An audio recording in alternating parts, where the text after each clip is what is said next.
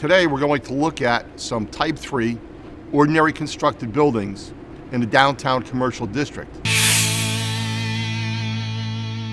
Welcome to another segment of Fire Engineering's Training Minutes. I'm Glenn Corbett, Technical Editor of Fire Engineering Magazine. My name is Paul Dansbach, and I'm the Fire Marshal in Rutherford, New Jersey. Today we're going to look at some Type 3 ordinary constructed buildings in the downtown commercial district. More specifically, we're going to look at the C, or the rear side of the building. We're going to look at several different building features and construction features that impact fireground operations. The first thing we're going to look at is the number of stories of the buildings and the rear additions. Over to the side, to my right, you will see a one-story bump out as an addition to the three-story buildings. Access to the third floor windows would require a ladder to the first floor roof, the first floor addition, then another ladder up to the third story roof. When you look at the buildings to my right, there are some gooseneck ladders from the grade level up to the first floor, and then from the first floor roof level up to the roof. Not all buildings will be provided with those gooseneck ladders. Ladders will need to be brought to the C side of this building to provide access to the C side windows on the second and third floor. Another building feature that is somewhat unique is access. If we were to look at the A side of this particular building with the large one-story bump out, we would notice that there's a second floor. We would also notice that there is no door on the A side that leads to the second floor. If we look at the C side of this building, in the inset there are three doors. All three doors are marked. The door to the left of the three is the door that accesses the second floor dwelling. What this means is if the fire is on the second floor of this building, companies need to get lines in place on the C side. Now, if the fire is on the second floor, companies can stretch through the front door of one of the commercial occupancies. Those buildings are identified. We see a sign for the first floor door, a sign for the basement door.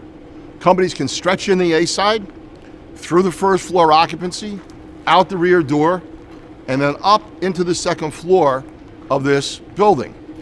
That's going to require a significant commitment on our hose stretch. Let's look at the construction. These buildings are easy 100 years old. Some of the buildings go back late 1800s, early 1900s. I'm going to let Glenn talk a little bit about some of the construction features. And before I do that, I just want to mention these signs on these doors right here are unique to this building, of course.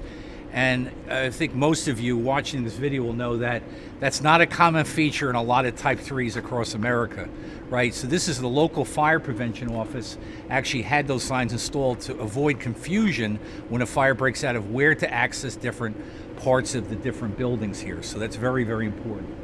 Over my shoulder here, you can see the different roof heights as we go from left to right. You'll notice on the building to the far left, there's a C-channel piece of steel that runs effectively from the top of the building all the way down. These are old buildings, as Paul mentioned, probably well over 100 years old. And stability is an issue for these. These are all load-bearing brick walls here that are starting to sort of show their age, basically, if you want to put it that way.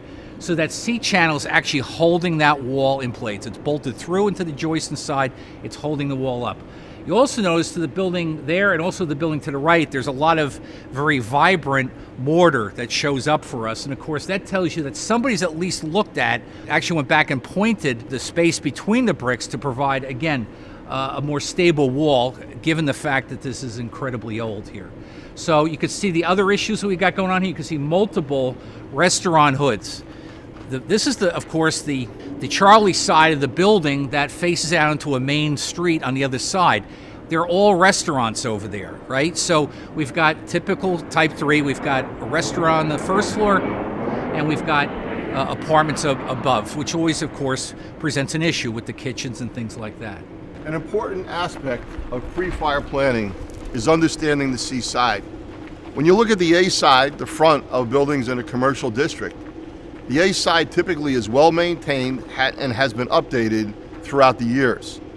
Take a close look at the C side. That will reveal the true age and the true maintenance that has been performed on commercial buildings. Thank you for watching this segment of Fire Engineering Training Minutes.